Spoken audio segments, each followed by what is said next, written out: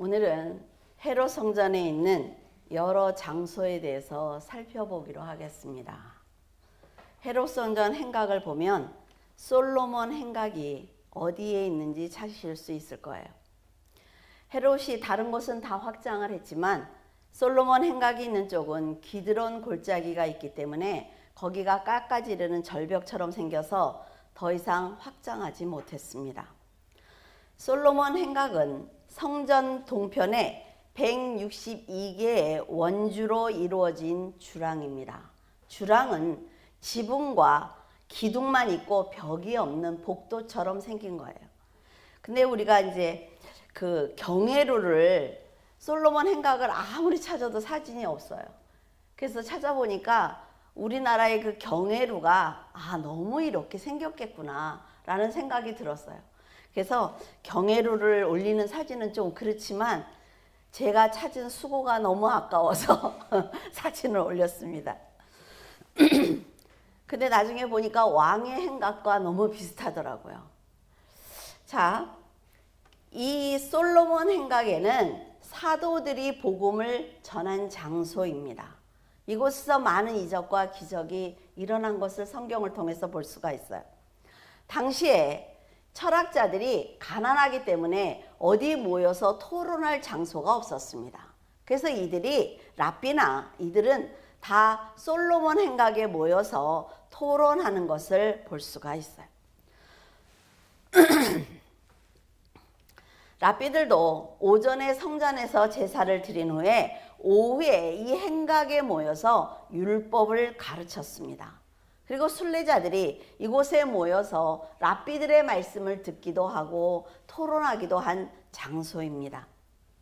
솔로몬의 행각에서 일어난 사건을 보면 누가복음 2장 46절에서 47절에 예수님의 어린 시절에 부모가 유월절 절기를 지키고 집으로 돌아갈 때 12살 된 예수님을 잃어버렸습니다. 성전 절기를 준수하기 위해서 예루살렘으로 갈 때 이웃 친척들이나 이웃 사람들하고 다 함께 같이 가요. 그러니까 아들이 그들 중에 어디에 있겠거니라는 생각을 하는 거지요. 그래서 돌아가는데 아들이 없는 거예요. 그래서 그를 아무리 찾았지만 없었습니다. 그래서 예루살렘으로 돌아가 보니까 사흘 후에 그 솔로몬 행각에 앉아서 랍비들과 토론하고 있는 예수를 찾은 것입니다. 그러니까 네가 왜 여기 있느냐라고 물으니까 예수님이 뭐라 그래요? 내가 아버지의 집에 있어야 될 줄을 모르셨습니까? 라고 대답을 한단 말이죠.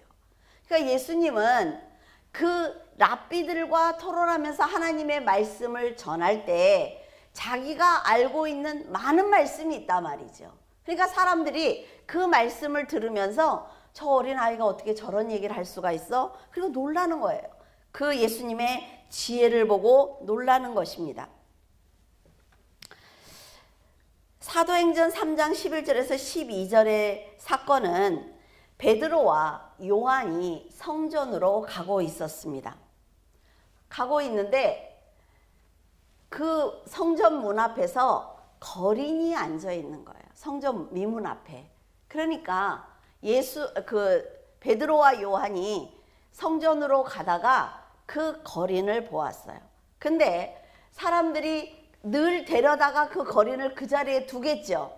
두는 이유는 뭐냐면 하나님 앞에 구제하는 것을 보여드리기 위함이에요. 그러니까 그 사람이 너무나 불쌍한 게 아니라 그 사람을 아침마다 메어다가 그 자리에다 두고 동전 하나 떨어뜨릴 때 하나님이 들으시고 너 너무나 잘하고 있어 라는 칭찬을 듣는 거를 좋아하는 것입니다. 그래서 그 사람을 데려다 거기다가 앉혀놓는 거예요. 근데 거린 입장에서 생각을 해도 그 장소처럼 최고의 장소는 없단 말이죠. 모든 사람들이 구제하는 거에 대해서 하나님이 나에게 복을 줄 거야 라는 생각이 있단 말이에요. 그러니까 동전을 누구나 던져주는 거예요. 그러니까 이 거린은 그 자리에 앉아서 사람들을 만나는 걸 굉장히 좋아합니다. 그러니까 베드로와 요한이 들어가는데 이 사람이 손을 내밀어서 국어를 시작을 했어요. 근데 여기서 이 거린이 구걸을 하는 것은 한 번만 주세요 이러고 끝나는 게 아니에요. 돈을 줄 때까지 소리를 지르는 것입니다. 그러니까 베드로와 요한이 그냥 지나갈 수가 없는 거지요. 그래서 11절과 12절을 보면 나은 사람이 베드로와 요한을 붙잡으니 모든 백성이 크게 놀라며 달려나아가 솔로몬의 행각이라 불리우는 행각에 모이거늘 베드로가 이것을 보고 백성에게 말하되 이스라엘 사람들아 이 일을 왜 놀랍게 여기느냐 우리 개인의 권능과 경건으로 이 사람을 걷게 한 것처럼 왜 우리를 주목하느냐. 이 말을 할 수 있는 하는 상황이 이 자리에서 벌어지는 것입니다. 그러니까 베드로와 요한을 보면서 한 푼을 달라고 계속 그러니까 어떻게 할 수가 없는 거예요. 그러니까 그 사람 앞에 걸어가는 것입니다. 그러면서 하는 얘기가 베드로가 그 사람에게 나를 주목해서 봐라 이렇게 얘기를 해요. 그래서 말씀을 전하는 사람을 주목하는 것이 굉장히 중요합니다, 여러분. 만약에 제가 여기서 설교를 할 때 쳐다도 안 봐. 딴 거 해. 줘라. 이러면요. 그 말씀은 결국 내 안으로 들어오지 않는단 말이죠. 그러니까 베드로는 그 많은 사람들이 보고 있는 그 자리에서 거린에게 얘기할 때 나를 주목해서 봐라 라고 얘기를 합니다. 구걸해야만 살 수 있는 그 사람에게 하는 말이 금과 은은 내게 없어. 나는 돈이 없어. 그런데 내가 가지고 있는 것이 한 가지 있는데 그가 바로 예수 그리스도야. 내가 너한테 돈을 줄 수는 없지만 내가 가지고 있는 예수 그리스도를 너한테 줄 테니까 일어나서 걸어라 라는 말을 하는 것입니다. 그럴 때 여러분 생각을 해보세요. 그 거린 입장에서 오로지 내가 필요한 건 돈이라 말이죠. 상담을 하러 왔어요. 목사님 이만저만해서 이런 일이 있어요. 그런데 전 잘 모르겠어요. 그 일에 대해선. 그럼 어때요? 너무 실망스럽죠. 그런데 제가 드릴 수 있는 것은 하나님 앞에 진심으로 기도하시면 하나님께서 역사하실 거예요 라는 얘기를 하면 만족합니까? 만족하지 않아요. 내가 원하는 거를 줘야만 만족한단 말이죠. 근데 이 거린이 주목해서 보라니까 봤어요. 근데 나는 돈이 없어 이렇게 얘기하니까 얼마나 실망했을까요? 그런데 하는 말이 뭐라 그러냐면 내가 가진 게 있어. 내가 가진 게 있는데 예수 그리스도야. 내가 너한테 줄 테니까 일어나서 걸어라 라는 얘기를 해요. 자, 이 사람한테 일어나서 걸으라고 한 얘기는 잠깐 일어났다 앉아 그 얘기가 아니에요. 너는 앞으로 평생 동안 걸어 다녀. 걸어 다니면서 네가 벌어서 먹고 살아. 근본적인 네 문제를 해결해 줄 테니까 이제 그 나머지는 네가 알아서 해 라는 얘기입니다. 그러니까 아주 놀라운 큰 축복이라 말이죠. 그럴 때 일어나서 오른손을 잡아서 일으킬 때 발과 발목에 힘이 들어갔다고 했거든요. 근데 베드로가 그걸 어떻게 알았을까요? 예수 그리스도를 믿으니까 확 잡아당겼을까요? 그런데 여러분, 믿음으로 기도를 해줄 때 기도해주는 사람이 압니다. 지금 기적이 일어나고 있네. 이걸 알아요. 병을 치료할 때 하나님께서 지금 역사하시네. 이걸 안다고요. 그리고 함께 막 기도를 할 때 한쪽에서 방언이 터져요. 그러면 누구에게 방언이 임하네. 이걸 압니다. 그러니까 베드로도 그랬을 거예요. 하나님께서 내가 이거를 믿음으로 말을 하니까 역사하시네 라는 걸 알았을 거예요. 그래서 그의 오른손을 잡아서 일으켰을 것입니다. 그러니까 그가 일어났어요. 그가 걷고 뛰게 되었습니다. 그는 이제 예수님의 이름으로 지금까지 자기가 앉아있던 자리, 그 죽음의 자리, 구걸의 자리, 부끄러운 자리에서 일으켜준 베드로와 요한의 곁을 떠날 수가 없었습니다. 지금까지는 자기를 성문 앞에 데려다 놓는 그 사람들만 바라보고 있었을 거예요. 그러나 이제 자기가 일어나서 뛰어다닐 수 있고 나는 뭐든지 할 수 있단 말이죠. 성전에도 들어갈 수 있고 하나님 앞에 마음껏 찬양할 수 있어요. 부끄럽지 않으니까. 그럴 때 자기를 그 자리에서 일으켜준 그 사람, 그리고 자기에게 발목의 힘과 놀라운 기적의 역사를 일으켜준 예수 그리스도를 떠나면 안 되는 것입니다. 그것은 굉장히 중요한 얘기예요. 왜냐하면 하나님께서 하나님의 은혜로 그 사람을 통해서 역사하셨거든요. 그러면 그 사람과 끝까지 같이 가는 것이 굉장히 중요한 것입니다. 이 사람은 이제는 쇠장에서 풀려난 새와 같아요. 그래서 마음껏 날아다닐 수 있습니다. 지금까지는 자기가 흠이 있기 때문에 성전에 들어가기가 힘들었어요. 그런데 이제는 성전 안으로 들어가서 하나님을 찬양하는 사람이 되었습니다. 이 기적을 지금 많은 사람들이 본 거예요. 어디서요? 솔로몬 행각에서. 많은 사람들이 이것을 보고 있으니까 베드로가 아까 그 얘기를 한 것입니다. 무슨 큰일이나 일어난 것처럼 왜 그래? 예수 그리스도 안에서는 이런 일이 얼마든지 일어날 수 있는 거야 라는 얘기를 솔로몬 행각에 서서 말하고 있는 것입니다.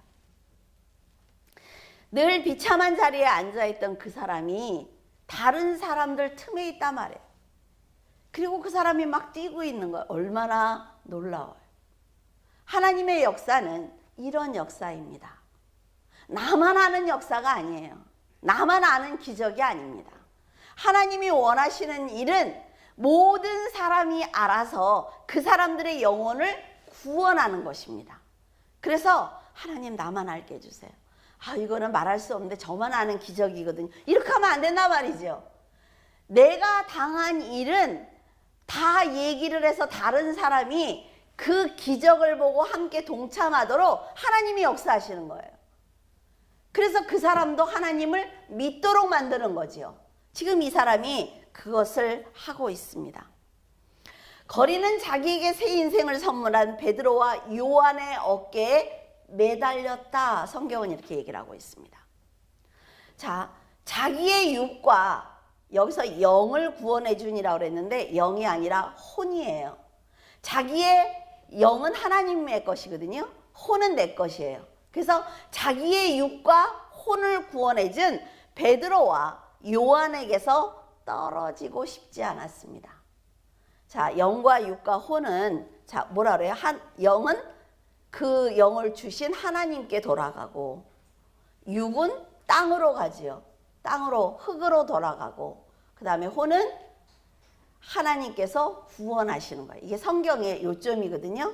이거에 대해서 나중에 한번 다시 얘기하겠어요. 이 모습을 본 사람들에게 베드로는 이스라엘 사람들아 이 일을 왜 기이 여기느냐라고 하는 거예요. 그러면서 하는 얘기가 왜 우리 개인의 능력으로 이 사람을 구원했다고 생각을 해? 그렇지 않아. 내 개인의 권능과 경건이 아니야. 이 사람을 지금 그 부끄러운 자리에서 일으킨 분은 예수 그리스도야 라고 전하고 있습니다. 자기가 한 거 아닙니까? 그렇죠? 사람들이 볼 때는 베드로가 한 일이에요. 그런데 그 영광을 내가 갖는 것이 아닙니다. 왜냐하면 전도 때문에 그래요. 다 내가 했다고 하면 전도할 수가 없습니다. 자신이 그에게 선포를 했고 오른손을 잡아서 일으켰음에도 불구하고 베드로는 모든 공을 하나님께 돌리는 것입니다. 베드로와 요한이 안진뱅이에게 말씀을 선포했을 때 그러면 과연 베드로와 요한이 가진 믿음이 무엇일까? 한번 생각을 해보았어요. 어떤 믿음으로 예수님이 돌아가실 때도 그렇게 부인하던 그 베드로가 어떤 믿음으로 이런 행동을 할 수 있을까? 자, 베드로는 솔로몬 행각에 있는 사람들에게 이렇게 선포합니다. 아브라함과 이삭과 야곱의 하나님, 곧 우리 조상의 하나님이 그 종 예수를 영화롭게 하셨고 너희가 저를 넘겨주고 빌라도가 놓아주기로 결단한 그 사람을 너희가 놓아주지 않겠다고 부인했다는 것입니다. 유대인들은요, 자기들이 선민이라는 의식이 있잖아요. 나는 아브라함의 자손이야. 그러니까 아브라함의 자손은 무조건 구원받아. 이런 생각을 가지고 있어요, 유대인들은. 그래서 그 사람들은 전도를 안 합니다. 왜냐하면 유대인들은 아브라함의 자손으로 태어나야 되는 거예요. 그래서 그 사람들은 전도를 하지 않아요. 너희들에게 내가 하나님을 아무리 알려줘도 너희들은 구원받지 못해. 이게 그 사람들의 사상인 거예요. 너희가 거룩하고 의로운 자를 부인하고 도리어 살인한 사람을 놓아주기로 구했기 때문에 생명의 주를 죽였지만 하나님이 죽은 자 가운데서 살리신 그 예수 그리스도, 부활하신 예수 그리스도를 본 증인이야 내가. 이렇게 얘기를 하는 것입니다. 그래서 예수님의 부활이 얼마나 중요한지 모른다 말이죠. 베드로는 지금까지 예수 그리스도가 죽는 자리에서 부인할 정도로 구약에서부터 배웠던 그 율법을 통해서 배운 그 하나님이 안개와 같았습니다. 그런데 약속의 말씀대로 예수 그리스도가 부활하시자 그 안개가 거친 것처럼 하나님의 모든 창조의 역사부터 지금 내가 있기까지 모든 것이 사실이구나라는 확신을 가진 것입니다. 그래서 어떤 일을 할 때 내가 하는 게 아니야. 이 사람이 안진뱅이가 일어나기에 합당하면 하나님이 하시겠지. 내가 일으키는 게 아니야 라는 믿음을 가지고 있는 거예요. 굉장히 멋있는 믿음입니다. 그는 솔직히 3년을 따라다니면서 말씀에 대해서 뭘 알았겠어요? 예수님한테 직접 말씀을 듣고도 그 말씀이 내 것이라는 생각을 안 한 거예요. 우리도 신앙생활하면서 그렇지 않습니까? 몇십 년을 교회를 다녀도 성경이 나와 상관없다 말이죠. 성경을 읽는 거를 시간 낭비처럼 생각했을 거예요. 그러나 하나님의 기적을 내가 바라거든, 정말 천국에 가고 싶거든, 성경을 읽어야 합니다. 그래서 그분이 누군지, 천국의 주인이 누군지를 알아야 그 집에 들어갈 거 아니에요. 그 사람이 누군지도 모르는데 그 집을 어떻게 들어가요? 아브라함과 이삭과 야곱의 하나님이 계신다는 건 압니다. 지금 기독교인들 다 그렇지 않나요? 교회를 가야 된다는 건 알아요. 교회 가면 예배 드려야 된다는 건 압니다. 그러나 내가 예배를 드려준 그 하나님이 내 삶과 어떤 상관이 있다는 생각은 안 한단 말이죠. 교회에서 예배 드리면 딱 꼬리를 잘라버려. 그리고 세상에 나가면 하나님과 전혀 상관이 없어요. 그 하나님이 내 삶을 왜 참견해? 이러니까 막 사는 거죠. 그러나 베드로가 예수 그리스도의 부활을 보고 그분이 곧 내 생명의 주인이라는 걸 안 것입니다. 그래서 죽는 거예요, 기꺼이. 솔로몬 행각에서 베드로는 모인 사람들을 향해서 이 사람을 치료한 것은 내가 아니라 예수님이야 라는 선포를 하면서도 기껏 일을 했더니 다 공은 하나님이 가져가네, 이런 생각조차 안 한단 말이죠. 모든 사건을 복음을 전하는 기회로 삼는 것입니다. 그것이 지혜로운 거예요. 여러분들이 만약에 뭐가 잘 됐어. 그런데 이거를 제가 회사에서 열심히 일을 했더니 이런 일이 일어났어요. 이렇게 하면 그 공은 다 자기 거예요. 근데 일할 때마다 하나님께서 함께 하시고 저에게 지혜를 주시는 걸 제가 느꼈어요. 그 한마디가 뭐가 그렇게 힘들어요? 모든 일들을 하나님께 영광을 돌려서 복음을 전하는 기회로 삼아야 된다는 것이죠. 그래서 유대인이나 사도들에게는 솔로몬 행각이 이렇게 귀한 장소입니다. 그래서 이 솔로몬 행각을 헤롯이 만지지 못했잖아요. 그래서 유대인들에게는 아주 특별한 장소예요. 헤롯이 건드리지 못했다, 이런 게 굉장히 강한 거죠.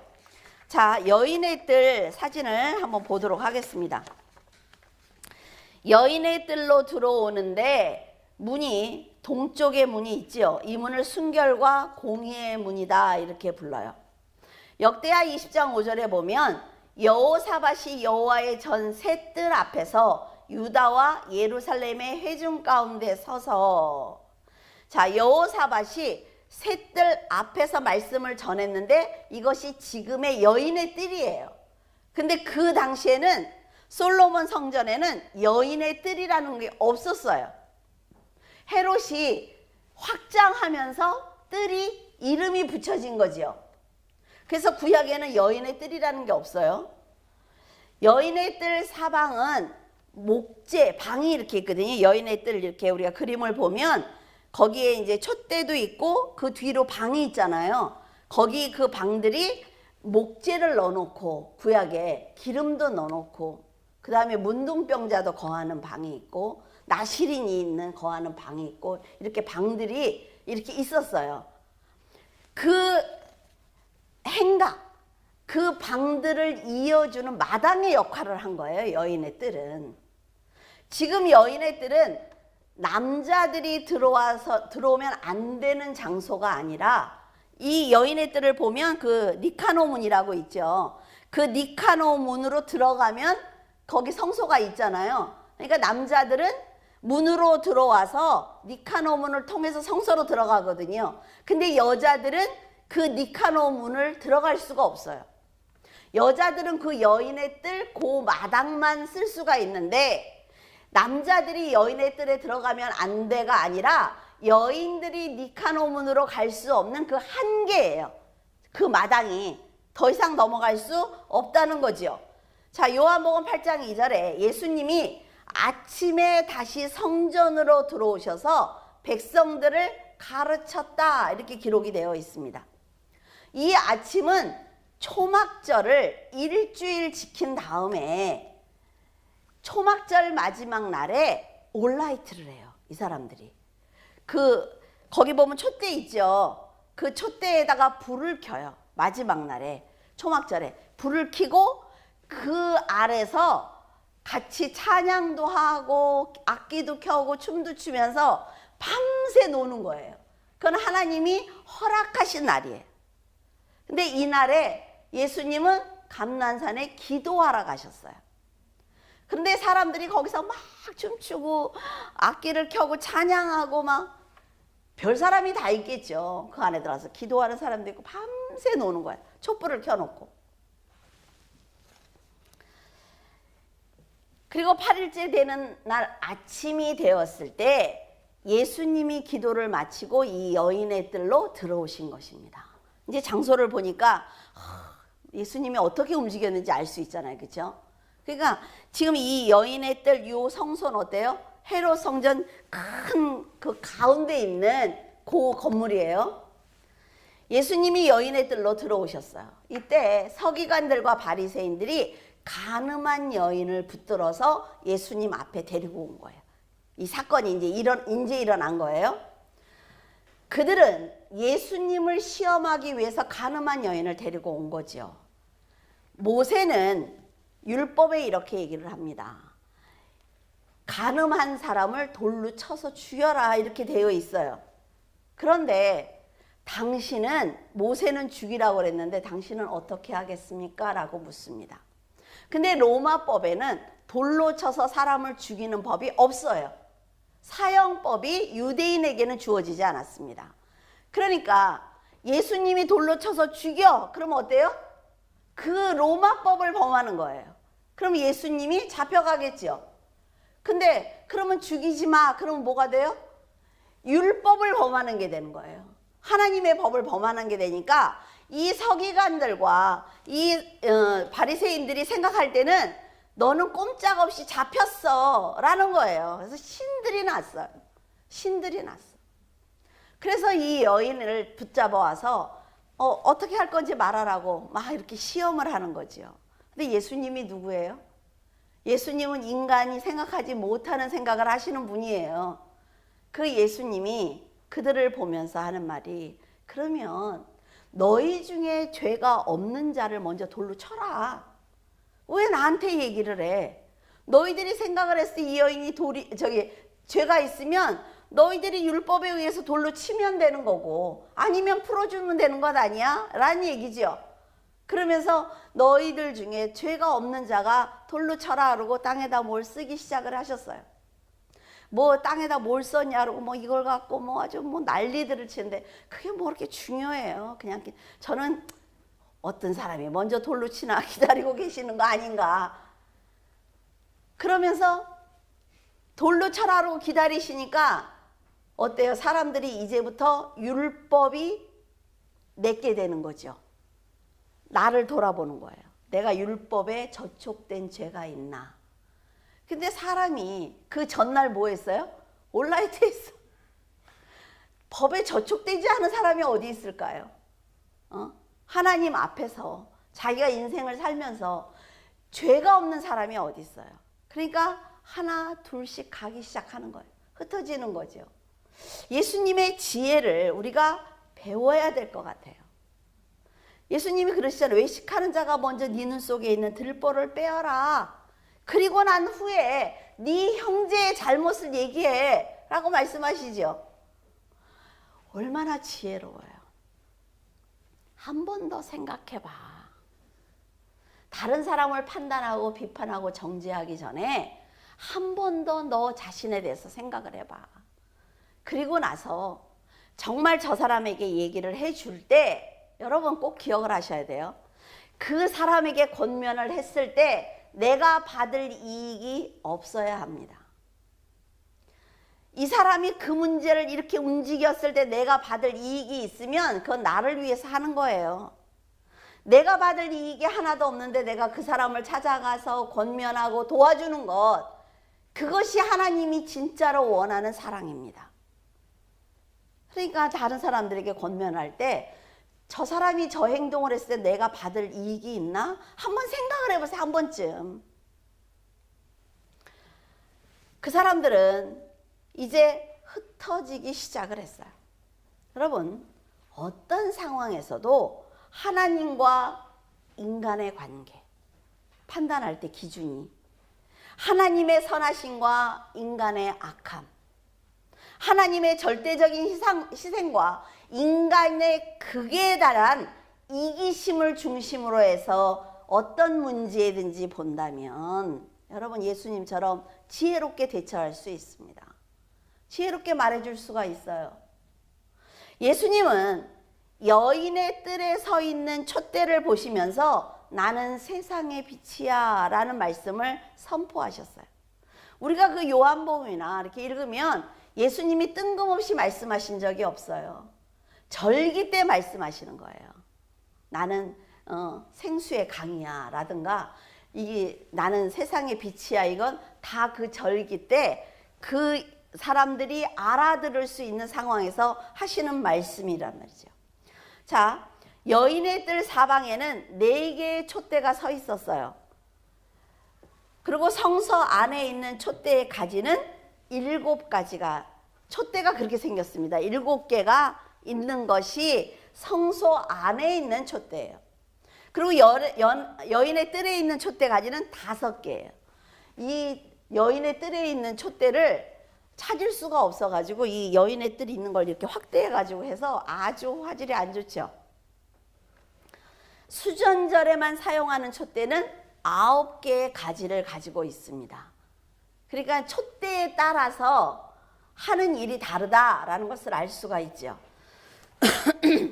성막에 있는 촛대는 날마다 켜놓아야 합니다. 근데 여인의 뜰에 있는 촛대는 1년에 하루 켜는 거예요.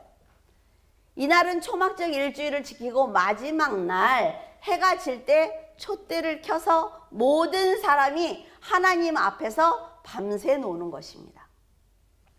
하나님이 허락하신 날이에요. 고생했어 일주일 동안. 오늘은 마음껏 놀아. 이런 거죠. 여인의 뜰 그림을 보면 들어가는 문이 3곳입니다. 남문은 여인들과 보통 사람들이 들어가는 문이에요. 남문. 응? 남문 쪽? 서문인데 잘못 썼네요. 서문은 여인들이 보통 들어가요. 이 서문 쪽으로. 그리고 동문은 이 동문 가운데 있는 거, 거기는 돈 많은 사람들, 헌금 많이 할 수 있는 사람들, 그 사람들이 어깨에다 탁 헌금 자루를 들고 들어가는 거예요. 들어가서 헌금통에다가 돈을 탁 불 때 나팔을 불어줘요. 어떤 생각 들어요? 교회에서도 헌금 많이 하면 주보에 누구 탁, 그리고 피아노를 어떤 집사님이 하셨으면 나오세요. 박수. 뭐 달라요? 뭐 달라? 문이 다르다니까요. 잘 사는 사람들이 들어가는 문은. 이 북쪽문은 음악의 문인데, 레위인들이 이제 제사가 시작되고 그럴 때 레위인들이 악기들을 들고 이 문으로 들어가는 거예요. 우리 성가대 들어오는 문이 왜 다른 게 만들잖아요. 그런 식이에요. 그래서 여인의 뜰로 들어가는 문의 용도가 다르다라는 걸 알 수 있죠. 그래서 여인의 뜰 마당에 보면 헌금함 이렇게 써 있잖아요. 그 헌금함은 13개가 있대요. 거기에. 제가 안 시험해가지고 잘 모르겠어요. 13개가 있대요. 자, 요한복음 8장 20절에 너희가 나를 알지 못하고 내 아버지도 알지 못하는도다. 나를 알았다면 내 아버지도 알았으리라. 이 말씀을 성전에서 가르치실 때에 어디서 했다고요? 헌금함 앞에서 하셨대요. 그러면 예수님이 어디서 어떤 말씀을 하셨는지 머리에 그려지지요.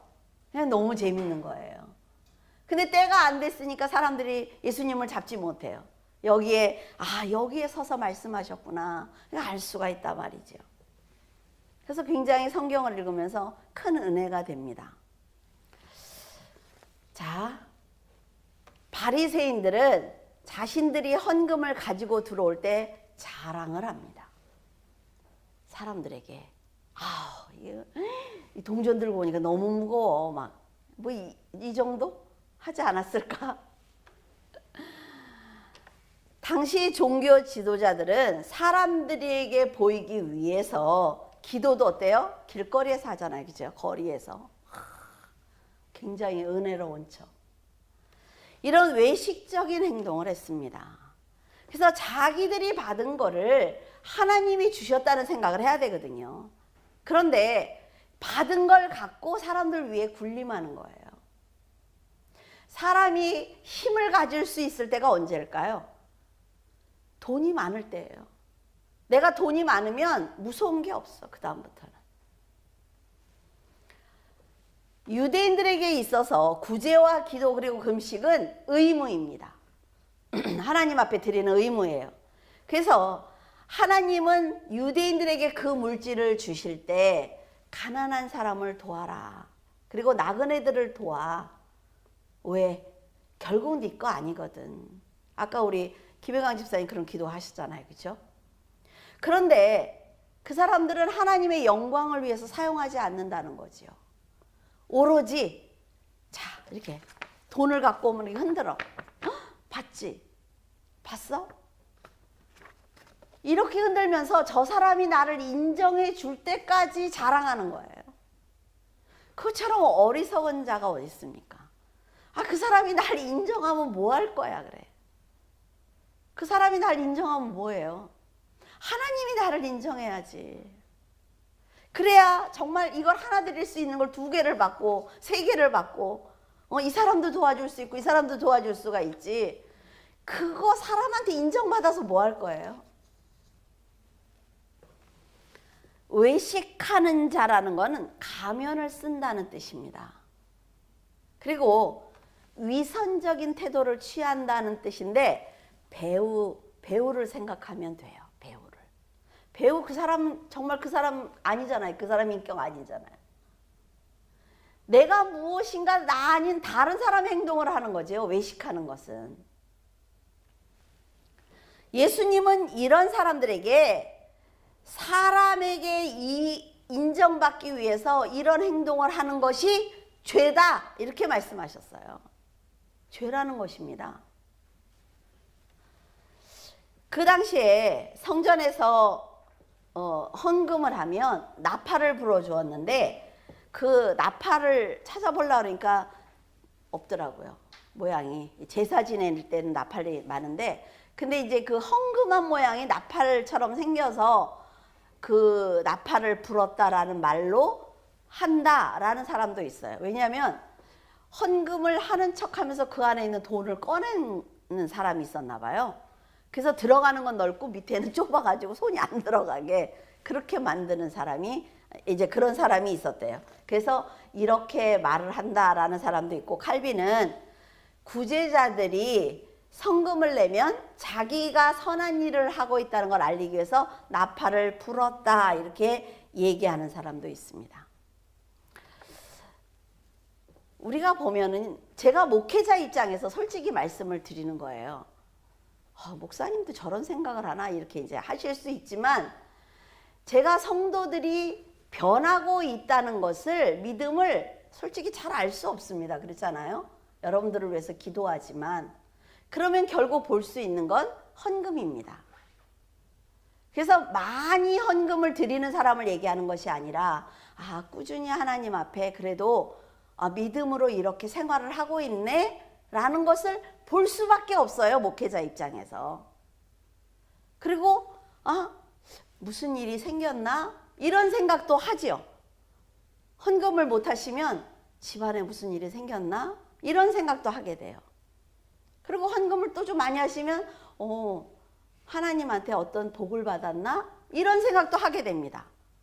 여러분들에게 직접 뭐 전화해서 무슨 일이야, 뭔 헌금을 이렇게 많이 했어, 이러지는 않지만 헌금을 보고 그분의 믿음을 생각할 수밖에 없는 거예요. 속물처럼 보여요? 어쩔 수 없어요. 근데 예수님이 뭐라고 그러시냐면, 나팔을 불지 마라, 자랑하지 마, 이 뜻이에요. 내가 하나님과 1대1의 관계에서 내가 하나님께 드리는 거지, 목회자나 누구에게, 성도들에게 인정받고 칭찬받기 위해서 헌금 드리는 거 아니잖아요. 하나님 앞에 하나님이 나에게 주신 것에 대한 헌금을 드리는 거예요. 사람들은 지금도 너무나 사람들의 칭찬을 받기를 원해요. 근데 하나님은 그렇게 얘기하십니다. 네 구제를 은밀한 가운데 해라. 왜? 은밀한 중에 보시는 너의 아버지가 갚아줄 거야. 이건 굉장히 중요한 얘기입니다. 그래서 주보에 막 이름이 안 오르면 전화하고 난리들을 쳐요. 그건 이미 끝난 거야. 끝난 거예요. 하나님 앞에 하나님과 나와 1대1의 관계에서 뭐든지 다 움직이셔야 돼요. 자, 헤롯 성전의 행각을 보면 문이 있어요. 성문이. 시편 87편 2절에 여호와께서 야곱의 모든 거처보다 시온의 문들을 사랑하시는도다. 성문은 모두 8개가 있는데 동쪽에 하나, 남쪽에 2, 서쪽에 4개, 북쪽에 1개가 있어요. 그래서 이 문과 안은, 문 밖과 안은 세속과 거룩으로 나누어지는 것입니다. 사람들이 함부로 들어와서 성전을 더럽히는 일들이 일어나요. 그러니까 거기서 호위군사들이 지키고 있는 거죠. 동문은 유대교에서는 수산문으로 불렸습니다. 수산은 페르시아의 수도죠. 왜 이렇게 부르냐면은 예루살렘을 귀환할 수 있도록 도운 사람들이 페르시아 사람들이에요. 그러니까 그걸 잊지 못해서 그 문을 그렇게 수산문이다 이렇게 부릅니다. 기독교인들은 이 문을 황금문이다, 이슬람 사람들은 자비의 문이다 이렇게 부릅니다. 이 동문은 대속죄일에 아사셀 염소를 보낼 때 사용했어요. 이제 대속죄일 할 때 아사셀 염소에 대해서 자세히 알아보자고요. 그리고 번제단에 있는 그 모든 제들을 태운 것도 거룩하기 때문에 감난산 꼭대기에 갖다 버려야 되거든요. 그래서 이 두 용도로 사용을 했습니다. 남문 2개는 평민과 제사장 전용으로 사용을 했어요. 남문 쪽에 있는 그 계단은 어떻게 생겼냐면은 이렇게 3칸 따다닥 3칸 올라가고 넓어요. 그다음에 따다닥 올라가고 넓어요. 계단이 그렇게 생겼대. 일부러 그렇게 만들었대요. 그러니까 하나님의 전에 올 때 급하게 막 와서 뛰어 올라오지 마, 그 뜻이래요. 그래서 3계단 올라가고 천천히 걸어서 또 올라가고 이렇게 만들어졌다 그러더라고요. 그래서 남문 그 한쪽에 보면 문이 2개죠. 더블 게이트. 그 다음 제사장 전용은 문이 3개예요. 트리플 게이트 이렇게 해가지고 이렇게 2개, 3개 이렇게 만들어져 있는 거예요. 자, 모든 문들이 다 아름다운데 동문과 남문은 특히 아름답다고 합니다. 고린도 황동을 갖고 만들었대요, 이 문을. 그래서 굉장히 아름답다고 합니다. 문을 열고 들어가면 이제 성전 바깥들이 나오죠. 거기 안에 보면은 왕의 행각, 앞에 보면 성전 바깥들이 있죠. 골로 들어가면 이제 솔로몬 행각처럼 왕의 행각도 이렇게 길게 돼 있어요. 그 왕의 행각이 얼마나 아름다운지 사람들이 들어가면 막 이렇게 깜짝 놀란다고 해요. 162개의 기둥이 사열로 이루어져 있다고 합니다. 그 왕의 행각 4 기둥이는 높게 만들었어요. 그래서 안토니오 요새도 있고 성전 꼭대기도 있고 사네드린도 있고 이제 이래요. 그래서 서쪽에 있는 꼭대기는 특히 높은데 이곳이 바로 성전 꼭대기, 사탄에게 시험을 당하신 그 성전 꼭대기인데, 이 성전 꼭대기에서 월삭, 안식일, 뭐 한 주의 시작 이런 것을 다 나팔로 알렸다고 합니다. 그래서 신년 때도 여기서 나팔을 부는 거죠. 신년 시작이야 이렇게. 그러니까 유대인들은 메시아가 오실 때 이곳에서 나팔을 불 것이다 라고 믿고 있습니다. 그래서 마귀가 이 장소로 예수님을 데리고 가는 거죠. 자, 누가복음 4장 9절에서 12절을 보면 마귀가 시험하는 문제가 나옵니다. 근데 이 마귀의 시험과 선악과와 연결을 해서 한번 설교를 할 거예요. 그래서 오늘은 그냥 가볍게 지나갈 것입니다. 그 선악과와 마귀가 이제 왜 성전을 여기를 끌고 왔을까? 마귀가 뭐예요? 시험을 할 때 먹는 걸 갖고 하지요. 그리고 뛰어내리는 걸 갖고 해요. 뛰어내리려는 건 하나님께 도전하는 거예요. 천사가 동원돼야 되잖아요. 그렇죠? 그리고 무릎을 꿇으라고 해요. 그러니까 하와가 했던 걸 생각해서 먹었죠. 그렇죠? 하나님 앞에 도전했죠. 하나님이 먹지 마 그랬는데 먹을 거야. 죽어. 죽을까 하노라. 하나님께 도전합니다. 누구에게 무릎을 꿇었어요? 사탄에게 무릎을 꿇었잖아요. 그렇죠? 그래서 예수님이 그것을 회복하는 게 이 시험이에요. 근데 사탄은 하와에게 했던 걸 똑같이 하는 거예요, 예수님한테. 근데 예수님이 여기서 시험을 이기면서 우리들이 다 회복할 수 있도록 다시 만들어 주시는 것을 볼 수가 있습니다.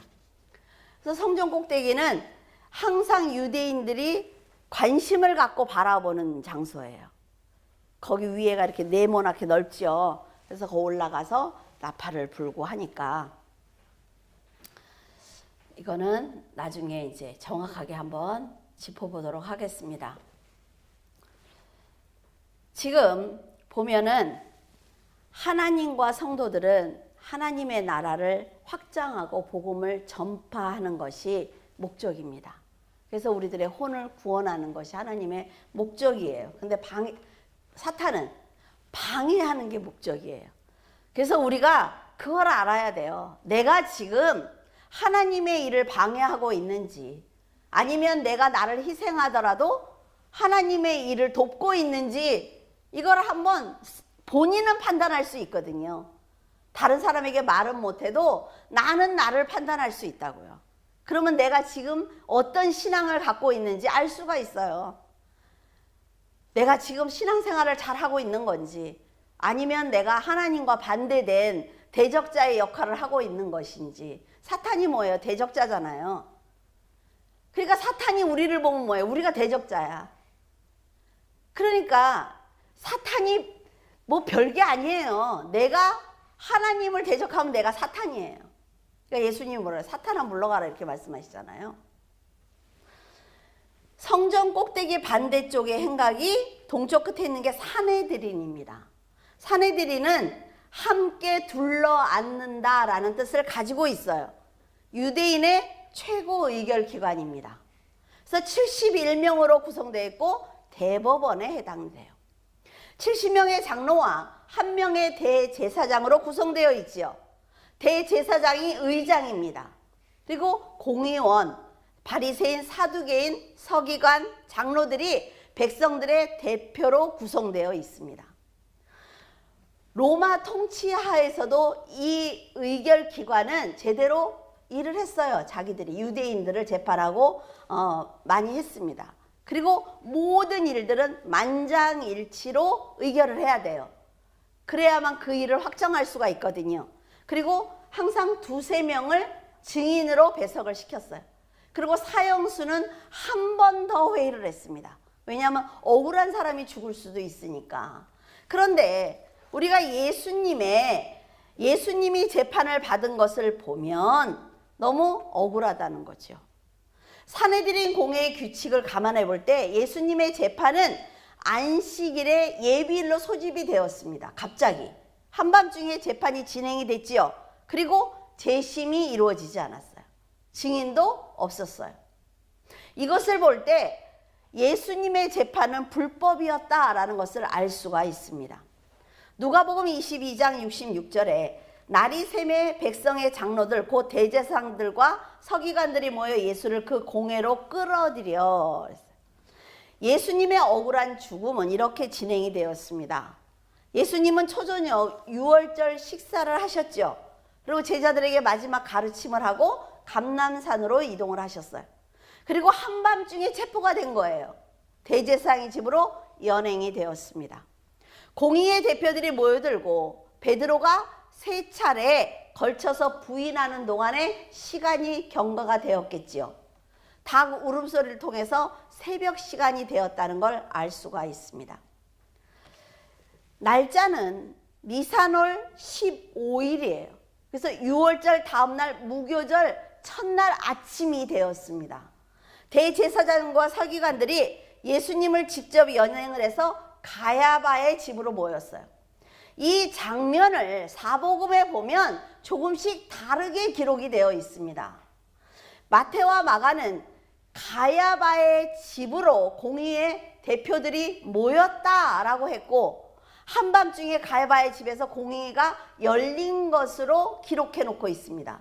마태와 마가는 이 모든 장면을 이렇게 기록을 했는데 누가는 조금 다르게 기록을 했어요. 그러니까 우리가 살아가면서 똑같은 일을 봤어요. 본당에 막 뛰어들어왔어. 막 뛰어들어왔는데 앞에서 이제 무슨 만약에 구역 발표를 하고 있다고 해봐요. 근데 내가 이은진 권사님하고 친해. 그러면 누구를 제일 먼저 봐요? 이은진 권사님을 보겠죠. 이은진 권사님 팔을 이렇게 올렸어. 너무 웃겨. 그 사람은 그 얘기만 해. 앞에 한 6명 나와 있는데. 왜? 내가 관심이 있는 얘기만 하는 거예요. 누가나 마태나 마가도 마찬가지인 거예요. 그 사건을 똑같이 봤는데 자기들의 관심사가 달라. 왜? 누가는 이방인들에게 얘기를 해야 되고 마태와 마가는 유대인들에게 얘기를 해줘야 되거든요. 그러니까 관심사가 다른 거예요. 자, 예를 들면 네가 그리스도여든 우리에게 말하라. 이 장면에서 누가는 질문자가 누군지 말하지 않았습니다. 이방인 데오빌로에게 얘기해야 되는데 뭐 상관없거든요. 그러니까는 말을 안 해요. 근데 마가와 마태는 의장격인 대제사장이 이 말을 했다 이렇게 기록이 돼 있거든요. 누가는 단순히 그리스도라고 생각하느냐라고 물었다 하고 있지만 마태는 하나님의 아들 그리스도냐 정확하게 얘기해 주는 거죠. 그리고 마가는 찬송을 받을 자의 아들 그리스도냐라고 기록을 했다. 달라요. 그들이 바라보는 신학적인 종교적 의미에 따라서 다르게 하는 거죠. 말을. 그러니까 사람들이 그런 질문을 한 걸 보고 제가 이걸 쓴 거거든요. 근데 제자들이 왜 하는 말이 다 달라? 성경은 오류가 없다며 이렇게 말한단 말이에요. 그거는 몰라서 하는 얘기예요. 그러니까 여러분들도 그런 질문을 받으면 당황하지 마세요. 당황하지 말고 이렇게. 알았죠? 자, 이사야 53장 7절. 그가 곤욕을 당하여 괴로울 때에도 그의 입을 열지 아니하였으며 마치 도수장으로 끌려가는 어린 양과 털 깎는 자 앞에서 잠잠한 양같이 그의 입을 열지 아니하였도다. 예수님은 자신이 죽어야 된다는 걸 알아요. 그리고 때가 돼서 이때 내가 죽어야 돼 라는 걸 아십니다. 그러니까 그들이 어떤 질문에도 대답 안 하는 거예요. 뭘 어떻게 대답을 할 수가 있어. 너희들이 선악과라는 독을 먹고 죽었어. 그래서 내가 해독제로 왔거든. 근데 내가 너희들을 살리고 난 또 죽을 거야. 아니, 또 살아날 거야. 이런 얘기를 어떻게 하면 알아들어요, 그들이? 그러니까 우리도 그러잖아요. 너무 상대가 말귀를 못 알아듣으면 어때요? 입을 닫아버려, 그냥. 똑같은 거예요. 말씀을 하실 이유가 없다는 거죠. 설명을 할 수가 없어요. 근데 양들은 죽이러 갈 때 잠잠히 끌려간대요. 양들은.